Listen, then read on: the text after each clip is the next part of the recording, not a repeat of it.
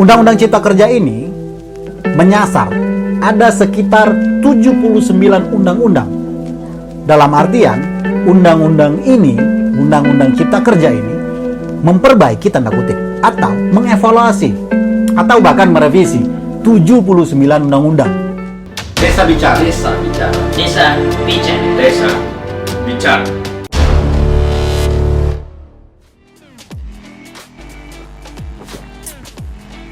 Sambil ngopi kawan-kawan, kembali lagi di channel YouTube Desa Bicara.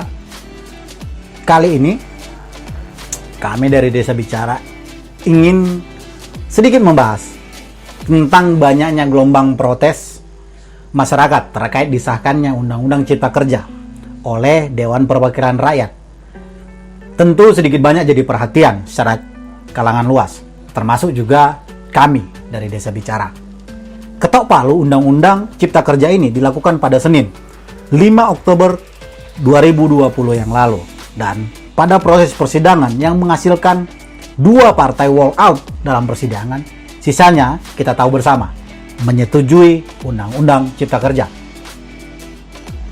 Undang-Undang Cipta Kerja ini menyasar ada sekitar 79 undang-undang. Dalam artian, undang-undang ini, Undang-Undang Cipta Kerja ini memperbaiki tanda kutip atau mengevaluasi atau bahkan merevisi 79 undang-undang. Nah, salah satu undang-undang di dalamnya adalah Undang-Undang Desa. Lantas apa yang didasari Undang-Undang Cipta Kerja merevisi Undang-Undang Desa ini? Lantas bagaimana dampaknya bagi masyarakat atau bagi kawan-kawan di desa? Semoga video ini bisa menjadi bahan evaluasi dan bahan diskusi kita bersama. Undang-Undang Cipta Kerja ini khusus menyasar Undang-Undang Desa di poin Badan Usaha Milik Desa atau BUMDes. Seperti yang kita ketahui bersama bahwa Badan Usaha Milik Desa merupakan bagian yang tak terpisahkan dari kewenangan desa. Di garis bawahi adalah bagian yang tak terpisahkan dari kewenangan desa. Tentu, Undang-Undang Desa adalah roh utamanya. Pada Undang-Undang Desa, Badan Usaha Milik Desa dibahas di bab 10, pasal 87 dan pasal 88. Pasal 87 Undang-Undang Desa menyatakan bahwasanya desa dapat mendirikan badan usaha milik desa atau yang disebut dengan BUMDesa. BUMDesa dikelola dengan semangat kekeluargaan dan kegotong royongan. BUMDesa dapat menjalankan usaha di bidang ekonomi dan atau pelayanan umum sesuai dengan ketentuan peraturan perundang-undangan. Sedangkan di pasal 88 berbunyi, pendirian BUMDes disepakati melalui musyawarah desa. Pendirian BUMDes sendiri sebagaimana dimaksud pada ayat 1 tadi ditetapkan dengan peraturan desa. Jadi, Undang-Undang Desa sebenarnya sudah menegaskan BUMDes memiliki badan hukum tersendiri dan punya kekhususan sendiri. BUMDes ini punya karakter yang tidak sama dengan CV, tidak sama dengan perseroan terbatas. Pada pasal 1, angka 6 di Undang-Undang Desa, badan usaha milik desa yang selanjutnya disebut BUMDes adalah badan usaha yang seluruhnya atau sebagian besarnya modalnya dimiliki oleh desa melalui penyertaan secara langsung yang berasal dari kekayaan desa yang dipisahkan guna mengelola aset, jasa pelayanan, dan usaha lain untuk sebesar-besarnya kesejahteraan masyarakat desa. Itu di pasal 1 angka 6. Masih dalam Undang-Undang Desa.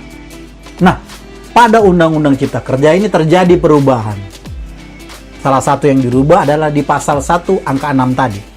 Yang awalnya badan usaha milik desa, selanjutnya disebut BUMDes, adalah badan hukum yang didirikan oleh desa dan atau bersama desa-desa guna mengelola usaha, memanfaatkan aset, mengembangkan investasi dan produktivitas, menyediakan jasa pelayanan dan atau jenis usaha lainnya untuk sebesar-besarnya kesejahteraan masyarakat desa.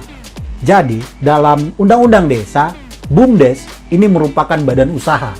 Sedangkan pada Undang-Undang Cipta Kerja, BUMDes ini merupakan badan hukum yang didirikan oleh desa. Tentu terjadi perubahan di pasal 87. Pada Undang-Undang Desa, pasal 87 terdiri dari 3 ayat. Nah, sedangkan pada Undang-Undang Cipta Kerja, pasal 87 berubah menjadi 5 ayat. Di antaranya, desa dapat mendirikan BUMDes. BUMDes, sebagaimana dimaksud pada ayat 1, dikelola dengan semangat kekeluargaan dan kegotong royongan. BUMDes dapat menjalankan usaha di bidang ekonomi dan atau pelayanan umum sesuai dengan ketentuan peraturan perundang-undangan. Pasal 1-3 tidak ada perubahan. Nah, ada penambahan di pasal 4. BUMDes, sebagaimana dimaksud pada ayat 1, dapat berbentuk unit usaha, berbadan hukum sesuai dengan kebutuhan dan tujuan. Ayat 5, ketentuan lebih lanjut mengenai BUM desa, sebagaimana dimaksud pada ayat 1, ayat 2, dan ayat 3 atau ayat 4, diatur dalam peraturan pemerintah.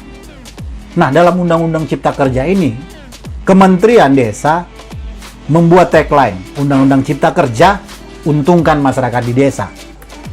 Ya, layak kita lihat kembali apakah kemudian Undang-Undang Cipta Kerja ini bisa berdampak positif bagi masyarakat desa atau berdampak seperti apa? Karena Undang-Undang Cipta Kerja ini tidak hanya menyasar soal Undang-Undang Desa, tetapi juga banyak undang-undang lain yang sedikit banyak saling terkonek dengan desa, masyarakat desa, seluruh Indonesia.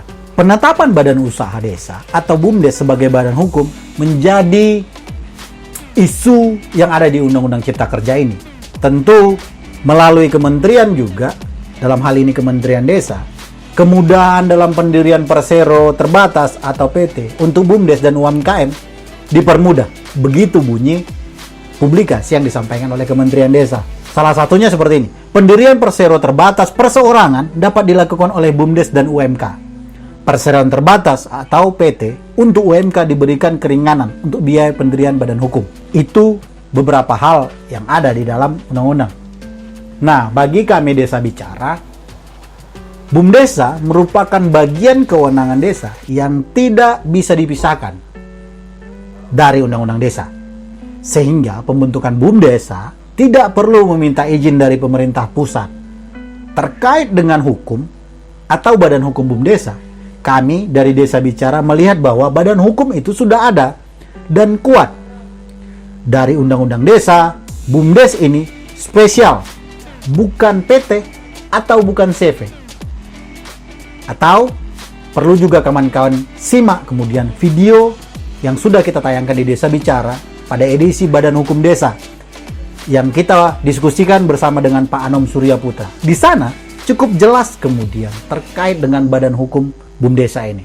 Undang-Undang Cipta Kerja ini sendiri merevisi Undang-Undang Desa.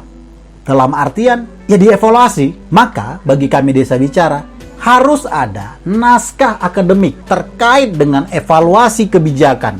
Tidak hanya untuk Undang-Undang Desa, tapi juga untuk 79 undang-undang lainnya. Mungkin kawan-kawan di desa sudah punya. Atau bagaimana? Terkait dengan evaluasi kebijakan undang-undang. Undang-Undang Cipta Kerja ini harus dilihat secara utuh, secara keseluruhan, tidak bisa secara sepotong-sepotong. Walau memang ada khusus terkait badan usaha desa. Lantas bagaimana dengan lingkungan? Bagaimana dengan sumber daya air, bank tanah, perburuan, perkebunan yang berkaitan dengan desa? Apakah undang-undang ini tidak berdampak bagi desa? Bagi kami Desa Bicara, undang-undang ini berdampak secara keseluruhan bagi desa di Indonesia.